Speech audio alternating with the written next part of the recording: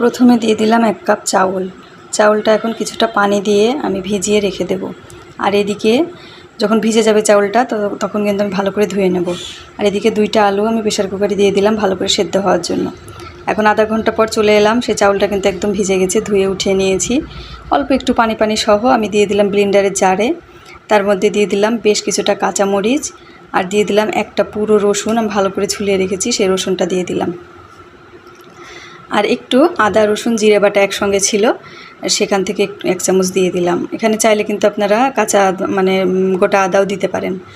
এই যে নিমিষ করে বেটে নিয়েছি। এখন তার মধ্যে সেই আলুটাও কিন্তু আমি ছুলিয়ে রেখে দিয়েছিলাম, সেই আলুটা দিয়ে নিলাম। দিয়ে আবারও আমি বেটে নেব। বেটে এই যে একটা বাটির মধ্যে ঢেলে নেব আর কি। ভালো করে মুছে আমি সবগুলোই বের করে নেব।